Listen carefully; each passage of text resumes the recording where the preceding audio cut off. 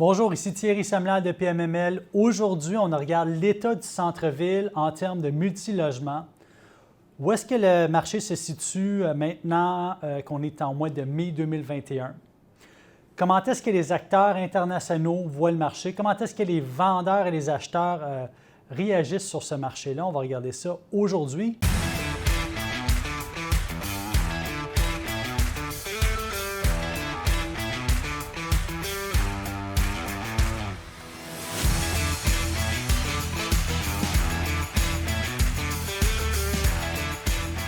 Donc, commençons tout de suite par délimiter ce qui est le centre-ville de Montréal. Donc, si on commence du côté ouest, on peut faire la délimitation au niveau d'Atwater. Du côté est, on se rend presque au pont Jacques-Cartier et qu'on va voir du côté est une évolution. Là, il y a un agrandissement en train de se faire au niveau du territoire du centre-ville. Au nord, on est borné par le Mont-Royal ou l'avenue des Pins. Et au sud, on est borné par le fleuve ou encore le Vieux-Montréal. J'aimerais vous parler de 4 transactions majeures. Et déjà là, ça va nous mettre à la table pour voir un petit peu comment est-ce que le marché est en train de réagir en ce moment dans le multilogement. Donc, 2 transactions majeures qui ont eu lieu du côté du Golden Mile ou du Mille Doré. Le Mille Doré, c'est un quadrilatère qui se situe près de l'Université McGill, près du métro Peel, Stanley, Crescent, etc. Donc, c'est un secteur actuellement qui voit être redéveloppé. On le voit, là, des développements importants là, en train de se projeter dans ce secteur-là. Aux limites nord du Golden Mile, donc du côté de Sherbrooke West, il y a une transaction qui a eu lieu là, près du métro Peel de 30 étages, un immeuble de 30 étages en béton, un total de 204 unités, une construction 1965. Et c'est une transaction, lorsqu'on la décortique, qui était faite à pas loin de 500 000 la porte pour un immeuble à être redéveloppé. La base de l'immeuble est commerciale, donc très peu d'étages commerciaux. Et par-dessus ça, on a toute une portion multilogement qui est là. Le vendeur, c'est un ensemble de fiducies basé ici au Québec. Et l'acheteur, c'est une société immatriculée en Ontario, qui est basée à Toronto, mais que lui et ses partenaires sont spécialisés dans le repositionnement d'immeubles. Donc, on peut déjà d'ores et déjà s'attendre à ce que cet acheteur-là, qui a payé près de 500 000 la porte, va faire un repositionnement majeur de l'actif. Sa spécialité, lui et ses partenaires, c'est notamment au niveau commercial de repositionner des actifs commerciaux et espaces bureaux. Donc, ils vont répéter la même chose ici. À travers les partenaires aussi, là, il y a des gens qui sont bien positionnés à Montréal, qui connaissent très, très bien le marché de Montréal. Donc, c'est un amalgame de force pour faire en sorte que cet immeuble-là a été acheté et maintenant qu'il va probablement être repositionné dans les années à venir. Donc, une première transaction. Une deuxième transaction qui s'est faite maintenant à la limite sud et maintenant un immeuble de construction 2018. Et cet immeuble-là est près du métro Guy Concordia. Donc, ce secteur-là actuellement est en fort développement. Si vous avez la chance d'aller vous promener dans le coin, là, vous allez voir plusieurs immeubles neufs de grande taille en train de se faire bâtir au moment où est-ce qu'on se parle sur un faible tronçon, là, sur une faible distance les unes des autres. Donc, un secteur définitivement à surveiller et naturellement agrémenté par le métro, donc une accélération de la demande dans ce secteur-là. L'édifice de 15 étages, 138 unités de construction 2018 a été construit par un contracteur qui est spécialisé en condominium de luxe et aussi en hôtellerie et a été fait purpose-built, comme on dit, pour un acheteur coté en bourse, un fonds d'investissement coté en bourse et qui est spécialisé dans la location d'appartements de luxe. Donc, une grande demande à long terme pour l'appartement de luxe à Montréal, on le sait, notamment au niveau des taux.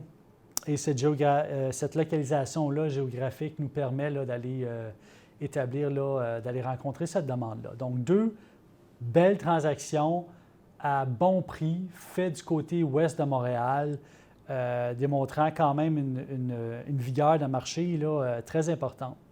Si on s'en va du côté est maintenant, historiquement, le centre-ville de Montréal stoppait du côté de la rue Amherst, qui s'appelle aujourd'hui Atatakin, qui est à peu près à la hauteur du parc La Fontaine. Maintenant, on voit qu'il y a une évolution là, du centre-ville. Il y a une tendance à aller déborder vers l'est, notamment avec Prével en train de construire 2000 unités, dont une bonne portion va être locative du côté du pont Jacques-Cartier. Également, Molsing qui est complètement en redéveloppement actuellement. Et également Radio-Canada, là, avec le site qui va être redéveloppé. Donc, 2 transactions importantes du côté du pôle Est. Les 2 près du métro Papineau. Un immeuble de 8 étages ayant 102 unités, construction 2017, vendu à plus de 290 000 $ la porte.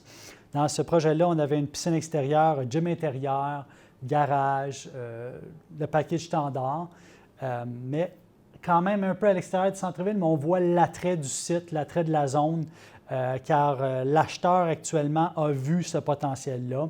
Il a acheté d'un constructeur spécialisé en construction de condos qui avait bâti ce multilogement-là. Et l'acheteur, lui, c'est un holding familial issu du modèle agroalimentaire, donc très fort en agroalimentaire à Montréal. Historiquement, il achetait beaucoup de commercial industriel. Maintenant, on voit une tendance vers l'espace multilogement, donc probablement pour pallier aux différences possibles dans ses actifs, là, pour mitiger les risques dans ses actifs. Belle transaction immobilière. Une autre vente qui s'est faite à très bon prix maintenant, 13 étages, 105 unités directement en face du métro, un site, un immeuble en béton de construction 1977, donc déjà là, quand même avancé en âge, on le voit par l'état extérieur de l'immeuble, etc. Donc, fort probablement un repositionnement là, à 205 000 $ la porte. L'acheteur est connu de nous absolument, là, il fait dans la clientèle. C'est une division là, d'un fonds d'équité très bien positionné en Amérique du Nord. Ce fonds-là achète partout au Canada et partout dans les États des États-Unis. C'est intéressant de voir qu'ils se sont arrêtés à cet actif-là et qu'ils ont choisi d'acheter un site de Montréal plutôt que d'acheter dans une autre ville nord-américaine. Ça présage l'avenir et le développement du secteur. Regardons maintenant l'évolution des mises en chantier. Donc, on voit au niveau des immeubles existants, les ventes se font à bon prix, on semble avoir un bon volume. De ce côté-là, on est dans une belle position en multilogement dans le centre-ville de Montréal. Au niveau des mises en chantier, 20 des nouveaux chantiers actuellement dans les derniers temps se sont ajoutés à la région du Grand Montréal, donc 20 Là-dessus, 40 se trouvent au centre-ville de Montréal. Donc, une quantité incroyable de logements se retrouvent disponibles en même temps au centre-ville de Montréal. Pour vous donner une idée, là, selon certaines statistiques, là, on a monté en un an à près de 260 d'augmentation en termes de nombre d'unités locatives neuves disponibles au centre-ville de Montréal en l'espace de 1 an et demi environ. Donc, on a passé à plus de 600 unités à plus de 2300 unités. Très impressionnante statistique qui est partagée, là, notamment si vous allez sur le site de la UDU, vous allez voir cette statistique-là. Et si on compare maintenant au niveau des mises en chantier de condos, bien, seulement une augmentation d'environ 40 Donc, la proportion, elle est là, elle est visible. On sait au Québec qu'il y a plus de 60 des mises en chantier qui sont pour le multilogement. Cela est d'autant vrai pour le centre-ville de Montréal. Qu'est-ce qui se passe? Qu'est-ce qu'on bâtit actuellement à Montréal? La grande mode actuellement, c'est de bâtir des édifices en silo. Donc, je m'explique. Un édifice en silo, c'est que vous avez une communauté soit verticale, soit horizontale. Vous créez un lifestyle. Notamment, vous avez une particularité à l'immeuble, soit un site exceptionnel. Généralement, vous allez mettre espace commercial, bureau, vous allez avoir du logement là-dedans. Il y a d'autres modèles qui sont basés sur commercial, logement, condominium, hôtellerie. Donc, dans le même immeuble, vous allez avoir des usages mixtes. Et on voit ça actuellement à la verticale dans le centre-ville, parce que c'est plus facile de le faire de cette manière-là, notamment, et de créer un lifestyle à certains endroits. On peut le voir de manière étalée, là, si on va du côté de tous les développements, les 3 développements majeurs là, qui ont eu lieu près du pont Jacques-Cartier en ce moment, qui sont des développements tant vertical qu'horizontal. Donnons-nous quelques idées. Là. Par exemple, prenons l'Humanity, qui est un immeuble de 22, qui contient 22 étages d'unités locatives, mais qui est basé, si on regarde, on décortique Humanity, là, on a du condo, l'appartement, hôtel, espace bureau et les commerces à l'intérieur. Il y a Prével du côté du Pont-Jacques-Cartier. Dans Prével, la phase multilogement s'en vient en 2023 s'il n'y a pas de changement. Donc, il y a du condo, du commercial, il y a du logement aussi social à travers tout ça. Un autre site qu'on peut regarder, c'est du côté de Montreal Children's, là, donc du côté du métro Atwater. Donc, un site qui est en redéveloppement actuellement. Il y a Alexander Apartments là, qui est en train de bâtir là. Partout à Montréal, c'est ça. Là. Un autre exemple, le 1720 Mackay, un immeuble de 19 étages, multilogement, hôtel, total de 158 unités. Même chose du côté de la place Gare-Vigée, 322 unités plus 178 unités là, à travers ça, qui sont en hôtellerie. Le 900 Saint-Jacques, un 63 étages aux limites de Griffinton, qui va lui contenir 810 logements, dont 200 chambres d'hôtel. Donc, un modèle hôtellerie, un modèle variable qui est capable de se muter avec le temps si jamais il y a des changements de marché. Là, on sait que ces immeubles-là vont coûter énormément cher à construire. Il faut être capable de pallier là, à tout changement de marché potentiel au niveau des locataires. Ces immeubles-là offrent définitivement une flexibilité extraordinaire, mais démontrent le vouloir d'investisseurs d'injecter des sommes incroyables à Montréal à cause de la sous-spéculation actuellement et à cause du fait que, naturellement, Montréal est une île et une ville urbaine définitivement sous le radar depuis quelques années. Qu'est-ce qui se passe au niveau des valeurs locatives dans le centre-ville de Montréal? Bien, on le sait, hein, depuis 2003, là, la SCHL n'a jamais vu une hausse aussi importante des loyers là, partout à travers le marché, mais notamment à Montréal. Là, les loyers ont pris 4,2 d'augmentation dans le RMR de Montréal dans la dernière année, au fait en 2020. Donc, c'est quand même une augmentation importante. Là. Donc, on sait que même si les loyers ont augmenté, bien, au centre-ville de Montréal, c'est là où est-ce qu'on va trouver le plus de vacances. Donc, on va regarder ça tantôt, mais avant de regarder la vacance, et je veux faire un parallèle là-dedans, c'est parce que même si le taux de vacances augmente, les valeurs locatives augmentent aussi au centre-ville de Montréal pour pallier un besoin immédiat futur qui s'en vient au niveau de tout ce qui est touristique, tout ce qui est immigration, tout ce qui est universitaire, qui va revenir en force sous peu. Donc, pour vous donner une idée, en moyenne, les studios là, au centre-ville de Montréal se louent à peu près 2,78 par pied carré, tous services confondus à travers ça. J'ai fait une grande moyenne pour vous. Donc, mais la majorité du marché, là, pour ce qui est dans les nouveaux produits, là, vont se situer entre 2,35 et 2,99 par pied carré de location, ce qui est un très fort marché. Dans les une chambre, la moyenne est à 2,65 par pied carré, mais dans les nouveaux produits, gravitent entre 2,35 à 2,99 du pied carré. Dans le deux chambres, on varie entre 2,20 et à 2,99 du pied carré. Dans le trois chambres, en moyenne, on est à 2,35 du pied carré. On gravite entre 2,45 et 2,98. Au niveau du penthouse, on est à 2,75 à 3,25 pour les nouveaux produits, en moyenne à 3 $.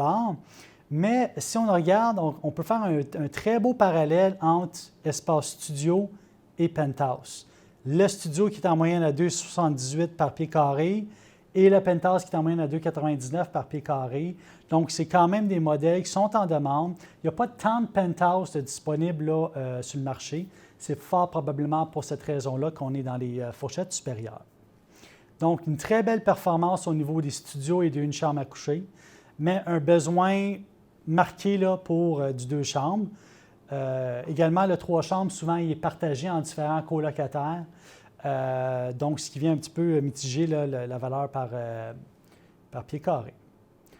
Donc, des loyers à la hausse au centre-ville de Montréal, notamment à cause des immeubles neufs en construction qui viennent rencontrer les besoins des locataires actuellement. Qu'est-ce qu'il y en est du taux de vacances au centre-ville de Montréal? Séparons le marché en tranches. Donc, pour les immeubles de 20 à 49 unités, on est à peu près à 6 selon la SCHL.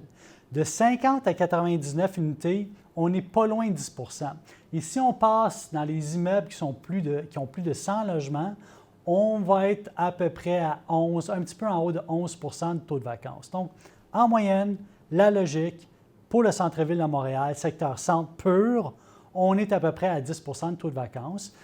J'ai des clients qui ont plus de taux de vacances que d'autres, notamment lorsqu'on s'en va vers des immeubles de classe C, bien, le taux de vacances va naturellement augmenter. Il y a beaucoup d'étudiants qui étaient dans ces immeubles-là. On va voir un peu la réaction de ces étudiants-là quand ils vont revenir à Montréal, s'ils vont vouloir s'insérer dans des logements plus luxueux, maintenant qu'il y a plus d'offres. Est-ce que ces immeubles-là de classe C vont devoir être repositionnés? Fort probablement. Donc, définitivement un marché à venir. Là-dessus, vous nous suivrez. Là, on est activement dans ce marché-là actuellement. Il va y avoir des opportunités qui vont sortir pour vous. Donc, selon la SCHL, la majorité de la vacance sont dans les grandes à moyenne taux de Montréal. Pourquoi? Il y a plusieurs raisons qui viennent influencer le taux de vacances actuellement dans le Grand Montréal, pour des raisons évidentes. Montréal étant une ville universitaire, bien, naturellement, il y a beaucoup d'étudiants qui ne sont pas là en ce moment, ce qui augmente naturellement les taux de vacances. Les activités économiques sont restreintes. L'immigration est en stop actuellement. Donc, naturellement, il y a beaucoup d'immigrants qui vont vouloir venir s'installer, qui s'installent à Montréal, qui vont vouloir venir dans les quartiers urbains. C'est souvent des gens qui sont très éduqués, qui ont des bonnes sommes d'argent, qui rentrent avec leur propre bourse, donc qui sont capables qui veulent être dans l'activité économique, qui viennent avec des spécialisations ou des spécialités, qui viennent donner une valeur ajoutée aux espaces bureaux de Montréal. Donc, ces gens-là ne sont pas là pour l'instant, mais on le sait très, très bien que les frontières vont réouvrir sous peu et que tout le minding autour de la construction de Montréal est pensé autour de ce concept-là également. Il y a également la population vieillissante qui est en train de se repositionner pour venir dans des quartiers urbains. Également, oui, il y a beaucoup d'engouement pour les régions en ce moment, mais quand on regarde la braquette de salaire, etc., il y a une forte demande pour le centre-ville de Montréal. Aussi, les activités, naturellement, tout ce qui est touristique est en stop en ce moment. Donc, une bonne partie de ce marché-là qui vient être influencé là, par les vacances. Chose qui va être intéressante aussi pour le marché touristique et pour ceux qui vont acheter des tours à usage mixte, c'est de regarder la disponibilité de l'inventaire et la disponibilité au niveau de l'hôtellerie. On sait que les taux de vacances en hôtellerie ont toujours été supérieurs à ce qu'on voit en multilogement. Hein. Eux, ils gravitent, ils travaillent avec des taux de vacances qui sont différents. Donc, pour tout ce qui est acquéreur là, qui regarde un usage mixte, bien, il faut porter une attention particulière à la variation des taux de vacances et à la capacité aussi d'acquérir ces immeubles-là et d'être capable de les financer avec un financement qui est mixte. J'ai eu beaucoup de discussions dernièrement avec des gens sur le centre-ville, différents professionnels. On en est venu à un moment donné à la discussion de dire « OK, mais qu'est-ce qu'il y en est, là, tous les espaces bureaux là, qui vont devenir disponibles, soit qui sont disponibles en ce moment. » On sait qu'il y a beaucoup de gens qui ont renouvelé leur baux au niveau commercial, espace bureau pour les prochaines années. On sait beaucoup qu'il y a aussi également dans les 15 prochaines années, à différents stades, des baux qui vont devenir issus, hein, qu'on va devoir renégocier. Qu'est-ce qui va arriver avec ces espaces-là? Bien, regardons le taux de vacances. On ne peut pas nécessairement déterminer ce qui va arriver dans l'avenir, dans 5-10 ans, mais on peut tout de suite regarder quel est le taux de vacances naturel de ces immeubles-là. Donc, j'ai pris 3 classes d'immeubles, classe A, classe B, classe C. Il y a beaucoup d'immeubles dans les classes B et C. Et si on regarde le taux de vacances, là, dans la classe A, donc des immeubles de bonne qualité, bien rénovés, construction récente, on est à peu près à 10 de taux de vacances dans tout ce qui est bureau. Dans la classe B, on est à 17,7 et dans la classe C, on est à 19,4. Et on sait qu'il y a beaucoup d'immeubles classe B et classe C. Quand on regarde un taux de vacances à peu près à 20 bien, il n'y a pas vraiment beaucoup de différence avec ce qu'on voyait il y a quelques années. C'est les mêmes taux de vacances. Maintenant, ça va être l'utilisation de cet espace-là, puis comment est-ce que les commerces vont réagir. Est-ce qu'ils vont downsizer la quantité de pieds carrés qu'ils ont besoin au niveau de bureau, etc.? Même chose au niveau commercial. Tout ça va venir influencer le repositionnement, le changement d'urbanisme, les discussions avec la municipalité pour changer l'urbanisme d'immeubles existants, la démolition d'immeubles classés, la construction en hauteur, l'intégration d'immeubles classés. On voit des intégrations d'immeubles historiques à travers des tours maintenant. On conserve les façades, on intègre ça dans un concept architectural unique. Ça va être intéressant de regarder ça. Donc, je vous remercie de m'avoir suivi aujourd'hui. En résumé, le centre-ville de Montréal semble, avec les statistiques actuelles, aller excessivement bien. Attendez-vous à voir des immeubles que vous n'avez pas vus dans le passé. Pour ceux qui ont suivi Griffintown, avec toute l'explosion de Griffintown, vous allez voir ça dans l'est de Montréal. Vous allez voir ça près des stations de métro. Il y a un développement économique et immobilier qui est en train de se faire, tant au niveau des condos, mais de façon plus importante au niveau du multilogement à Montréal. Suivez ça de près. Si vous pouvez investir, maintenant, c'est le temps d'investir dans ces marchés-là. Maintenant, c'est le temps de repositionner vos immeubles également. Je reste disponible pour répondre à toutes vos questions. Contactez-moi. En attendant, suivez-nous sur pmml.tv. Allez aussi sur notre site web. Allez aussi sur notre nouveau site landdev.ai pour le développement de terrain. Ça va nous faire plaisir de répondre à toutes vos questions. Et sur ce, je vous souhaite une excellente journée.